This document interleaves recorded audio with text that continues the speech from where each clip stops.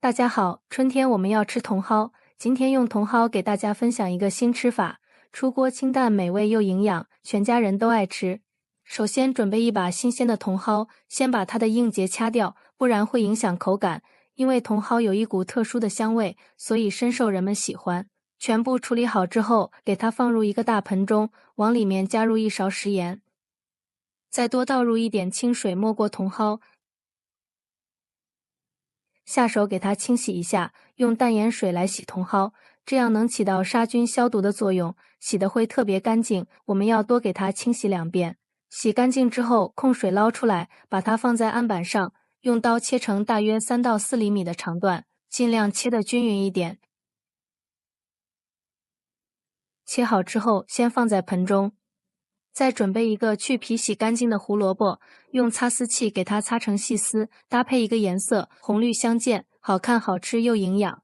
然后再准备一个去皮的土豆，同样给它擦成细丝，这样吃起来营养全面，口感也会更好。全部擦好之后，往里面加入1勺食用油，用筷子搅拌均匀，这样能锁住蔬菜的水分，并且做出来的成品不会粘连在一起，吃起来也会更香。搅匀后，往里面加入1勺面粉，再加入1勺玉米面。平时多吃点粗粮，营养又健康。戴上一次性手套，给它抓拌均匀，让每一根茼蒿都裹上一层面粉和玉米面。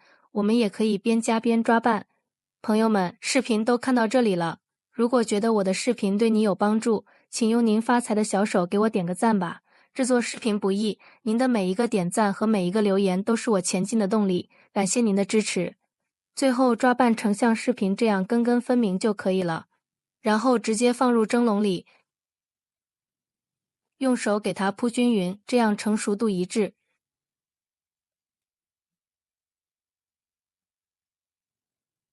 给它开水上锅，盖上盖子，蒸上10分钟。趁这个时间来调个蘸汁，准备几瓣大蒜，放入捣蒜器中，往里面加入1勺食盐，然后给它捣成蒜泥。先加入食盐能增加摩擦力，这样蒜瓣不会蹦出来，最后捣成像这样的蒜泥就可以了。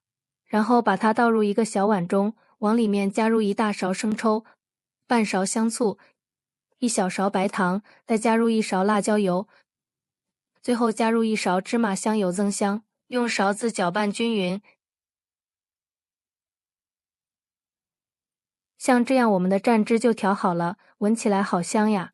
先放一边备用。10分钟后，我们的茼蒿也蒸好了，不要焖，不然茼蒿的颜色就不翠绿了。立马打开盖子，哇，好漂亮呀！大家看一下，不粘也不坨，根根分明，看着太有食欲了。把它取出来，放入盘中。